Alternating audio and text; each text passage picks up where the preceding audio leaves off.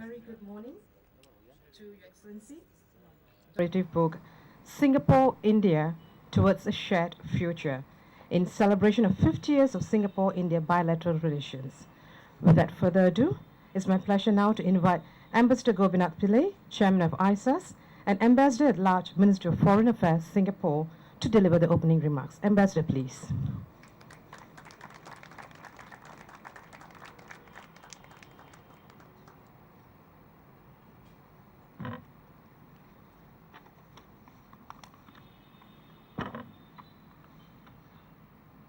Good morning.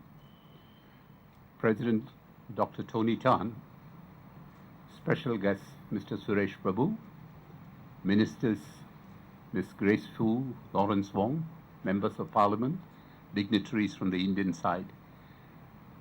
I warmly welcome you to this launch of the book called Singapore, India Towards a Shared Future. I'm indeed honored to welcome President Tony Tan because he has a very tight schedule. In spite of that, he spared this half an hour to come here to launch the book. We are very grateful to him for sparing the time. I must also thank our special guest, Mr. Suresh Prabhu, who wears, apart from being a railway minister, wears many hats and is also a very busy man. He has also made time to be here. He has been a friend of Singapore for many years, since the time he became a member of Parliament. The book, of which Professor Tan Tai Yong will talk about a little later, I'll just give a brief this thing, documents 50 years of diplomatic relations between Singapore and India, and is timely marker of the enduring friendship between our two countries. It looks at how trade, colonial rule, and the movement of people provided the basis for a long-standing partnership, and how this relationship has been enhanced by enterprising and vibrant Indian community in Singapore. The commemorative study is also a reminder of the entrenched diplomatic and economic and cultural relations between our nations, ties which have continued to deepen in the post-independent years till the present. Readers of the volume will be sensitized to key milestones in Singapore-India relations, the foundations on which an enduring friendship between our two countries has been forged. The book is richly illustrated, containing within it many photographs published for the first time. The publishing of the photographs has caused some problems in the sense that we are not allowed to sell the book because of certain intellectual property rules. Anyway, these images, old and new, signify the interaction between the political leaders and the people of both countries. It features interviews with notables closely involved in the development of Singapore-India relations. It also profiles numerous Singapore companies that have been developed as an established presence in India, and vice versa. The many Indian companies that have branched out to Singapore are a testimony to this. The volume concludes by looking at all the prospects for the future of bilateral ties, a consummate promise that all of us gathered here today urgently anticipate. I'm also pleased to announce that Singapore and India to a Shared Future, this book, will be showcased at this year's New Delhi World Book Fair, where Singapore is the guest of honor country to celebrate 50 years of bilateral ties. Singapore's presence at the New Delhi Book Fair signifies that the first concerted attempt by Singapore literary artists and publishers to make their presence felt in the region. Once again, let me thank you for being here. Thank you.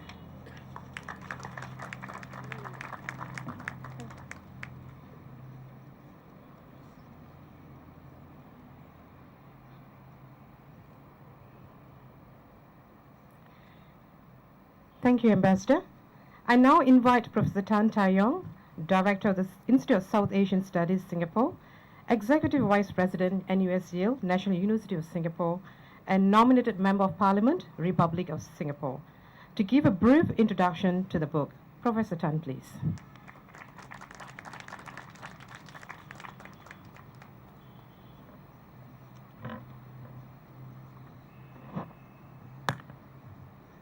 Your Excellency Dr. Tony Tan Keng Yam, President of the Republic of Singapore, our special guest, Mr. Suresh Prabhu, Minister for Railways, Republic of India, Minister Grace Fu, Minister Lawrence Wong, High Commissioners, Members of Parliament, distinguished guests, ladies and gentlemen.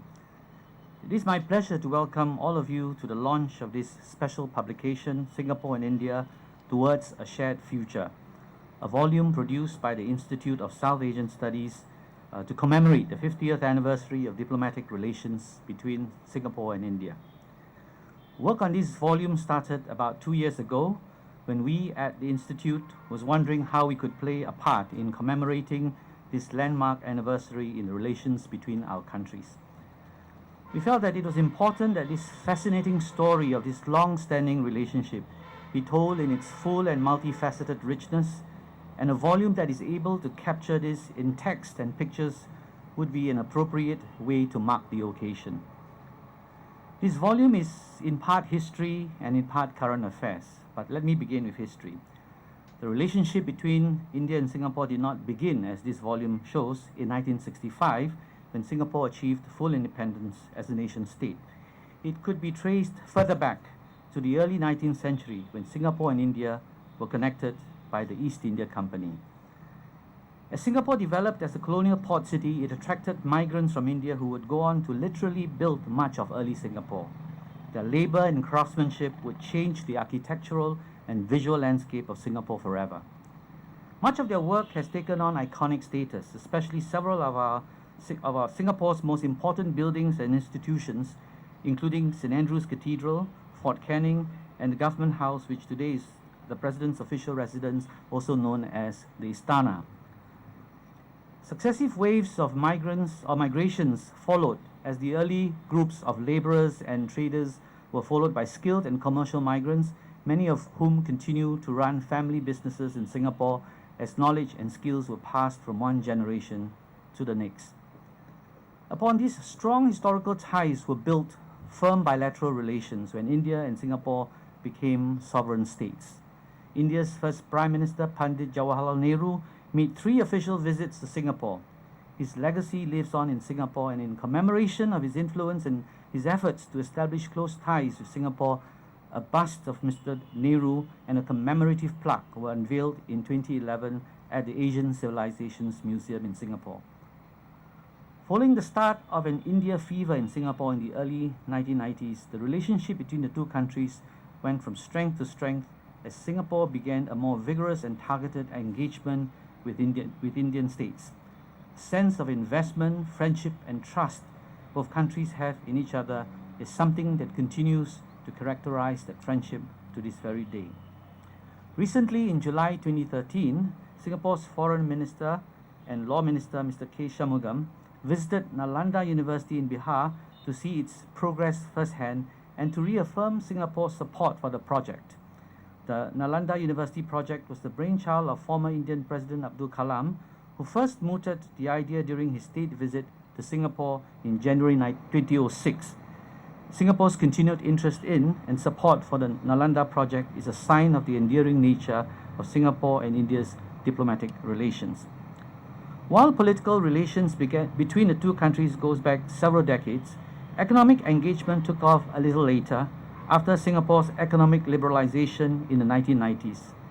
Up until then, Singapore's investment in India accounted for less than 1% of India's investment approvals. The scenario changed significantly after Singapore's Prime Minister Goh Chok Tong and India's Prime Minister Narasimha Rao met on 5 September 1992 during the Non-Aligned Summit in Jakarta, where they discussed areas of cooperation. Since then, the economic relationship has become a multifaceted one. From the recruitment of trained and skilled Indian workers for projects in Singapore, to the setting up of industrial and technology parks in India, to the establishment of Indian companies in Singapore and vice versa, Singapore and India have demonstrated innovation and collaboration in their economic engagements. This relationship has grown significantly, and in just 10 years, from 2003 to 2013, bilateral trade between India and Singapore increased fivefold from about 5 billion Singapore dollars to 25 billion, with an average annual growth rate of 22%. There is also a softer side to this relationship. In one of the book's more fascinating chapters, we provide a comprehensive overview of the many rich connections between Singapore and India in the fields of architecture, music, dance, literature, theatre, art, fashion, and food. The book highlights, for example, the popularity of Indian food in Singapore as one of the ways in which Singaporeans interact and experience Indian culture on a daily basis. In fact, many of the dishes that Singaporeans call their own have strong Indian connections. Their recipes can be traced back to regions such as Kerala and Tamil Nadu, where some of these dishes originated, conveying the infusion of India into Singapore's culinary culture. Singapore's relations with India has grown and evolved over time. Singapore has become a popular destination for the modern Indian diaspora.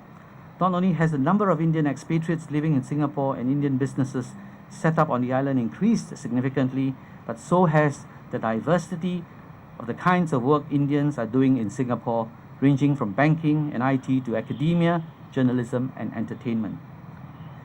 There have also been a multitude of connections that have recently been forged between Singapore and India in the fields of tourism, education, volunteering, business, and policy making, to name a few. From an annual series of events in Singapore organized by the IIM alumni to facilitate educational and economic partnerships between the two countries, to the programs launched by the Singapore International Program, which among its other initiatives has sent doctors and nurses from a local hospital in Singapore to work with their counterparts in medical colleges and hospitals in India. This relationship between India and Singapore has grown many new dimensions. This commemorative volume attempts to capture the substance and spirit of this long, endearing, and special relationship. We tell this story not only through facts and figures, but also through anecdotes, interviews, and personal stories that showcase the richness and depth of the Singapore-India relationship and its effects on people's individual lives.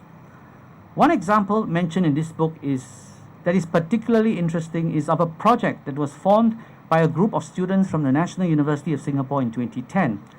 Since then, the project has sent students every year to Bangalore to volunteer with the children of the Living Hope Children's Home, where they devise lessons in a variety of subjects such as English, mathematics, IT, and even Mandarin. What is special about initiatives such as this is that they reveal the steps young Singaporeans have taken not only to experience India, but also to understand the greater meaning of their connection with India as Singaporeans.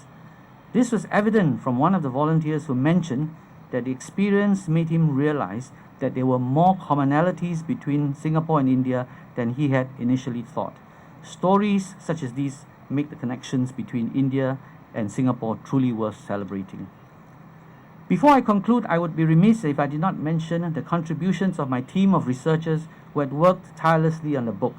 They were given a tight deadline in which to undertake a variety of tasks to research and write the book. From sourcing rare photographs to traveling around Singapore for fieldwork to conducting numerous interviews, the research team behind this book compiled a collection of stories, insights, and images that capture both the magnitude of the relationship as well as its depth and deeper meanings. I want to thank Ambassador C. Chakman, former Singapore High Commissioner to India, Ms. Tan Lee Jen, Mr. Rahul Advani, Ms. Renisha Dutt, our combined Singapore-India team, for their efforts in producing such a fine volume. I hope you will all find this book an enjoyable and meaningful read and a fitting tribute to the 50th anniversary of relations between India and Singapore. Thank you very much.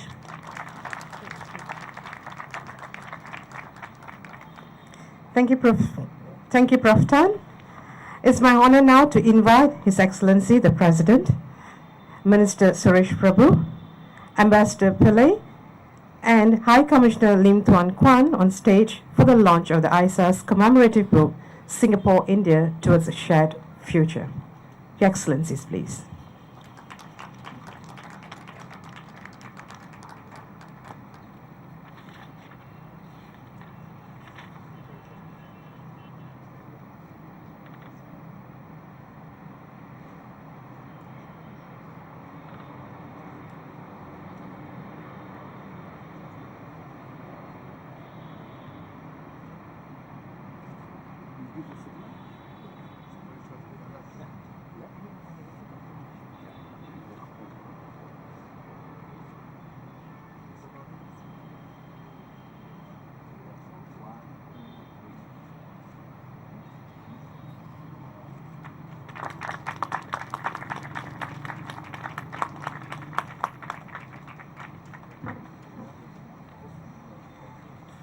Thank you, Excellency. On behalf of the Institute of South Asian Studies Singapore, Ambassador Gopinath Pillai will now present a copy of the special edition of the commemorative book to Minister Suresh Prabhu.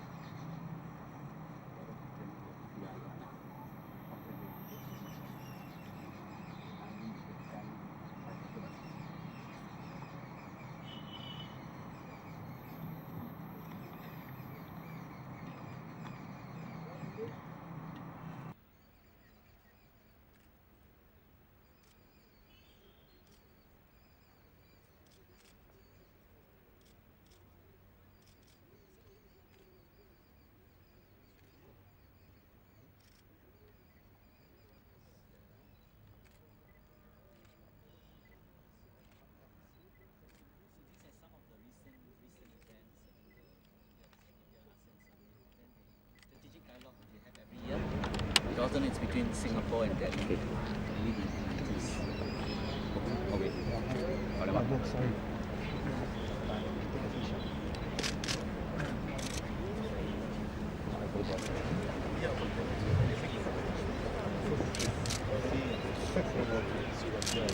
We will be also delighted if all of you could stay back with us for lunch.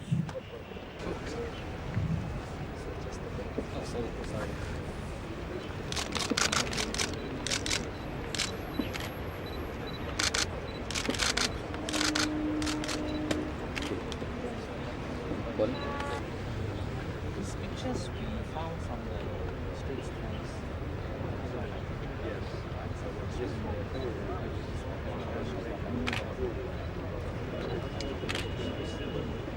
We'll put this book on shows Singapore stars. It's not very colorful. It's a bit black. The designer is very artistic. Subtle. It's nice. Thank all these finishes from India. So again, also working in Singapore. And Chakban is not here today, and the other author is also So you work on this volume. How long did it take you? really appreciate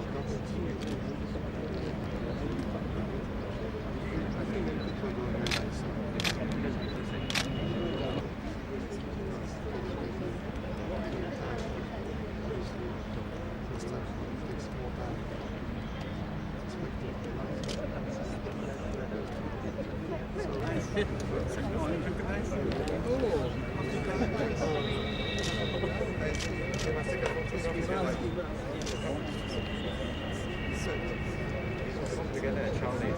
You know.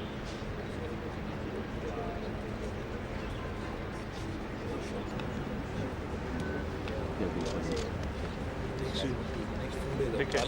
Enjoy.